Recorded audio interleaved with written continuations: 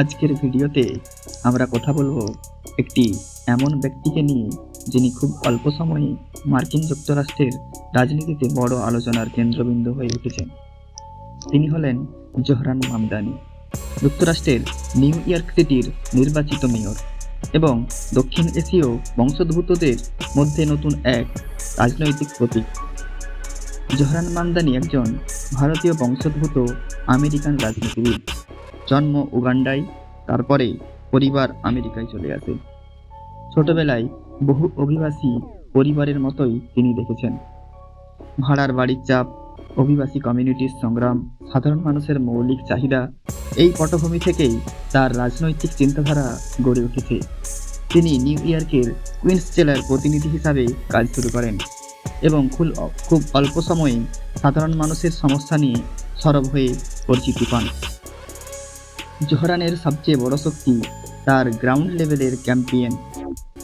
তিনি দরজা দরজা গিয়ে ভোটারদের সঙ্গে কথা বলেছেন, সোশ্যাল মিডিয়ায় নিজেই ভিডিও বানিয়েছেন, এমনকি একাধিক ভাষায় বাংলা, হিন্দি, উর্দু কমিউনিটিকে নিজের সঙ্গে যুক্ত করেছেন।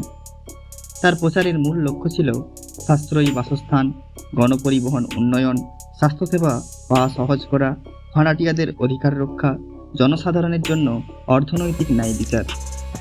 এই সাধারণ কিন্তু জরুরি বিষয়গুলোই তাকে ভিন্ন পরিচিতি দেয়। 2025 সালে জোহরান মামদানি ইতিহাস তৈরি করেন। তিনি নিউ ইয়র্ক সিটির প্রথম মুসলিম এবং ভারতীয় বংশোদ্ভূত মেয়র। এটি শুধু একটি রাজনৈতিক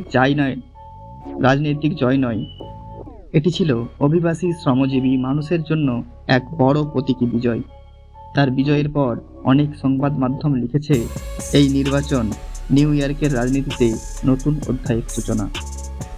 মেয়র হওয়ার পর তিনি যেসব বিষয়ের উপর জোর দেন সেগুলি হল, নিউ ইয়র্কের বাড়ি ভাড়ার ঊর্ধ্বগতির বিরুদ্ধে কঠোর অবস্থান নেন, ভাড়াটিয়াদের সুরক্ষা আইন আরও শক্তিশালী করার পরিকল্পনা করেন, বাস নেটওয়ার্ক উন্নয়ন, ভাড়ামুক্ত বাস পরিষেবা এবং শহরের ভিড় কমানোর উদ্যোগ নেন।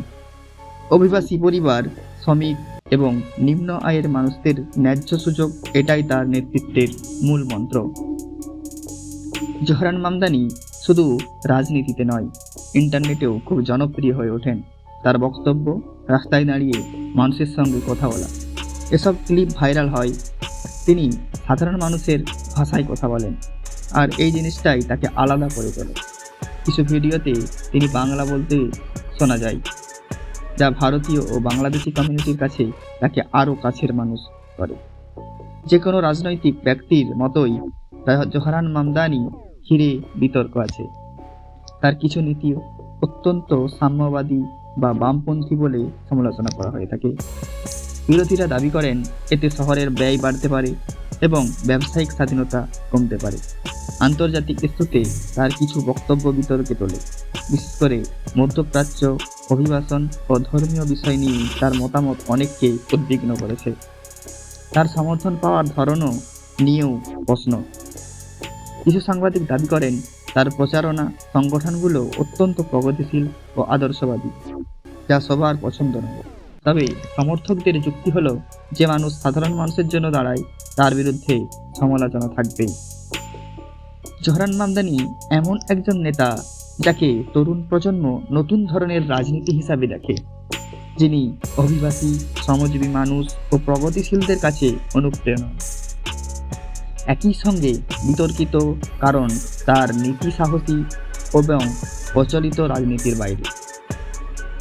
সংক্ষেপে, তিনি রাজনীতিতে এবং রিফর্ম ড্রিভেন, আদর্শ নির্ভর কিন্তু মিশ্র প্রতিক্রিয়া সৃষ্টিকারী নেতা।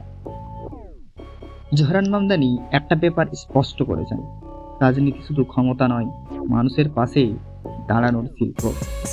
তার যাত্রা এখন শুরু। তিনি সফল হবেন নাকি ব্যর্থ সময় বলবে, কিন্তু একথা নিশ্চিত, তিনি এমন একজন নেতা যাকে না দেখে উপায় নেই, কারণ তিনি কথাই না কাজে বিশ্বাসী।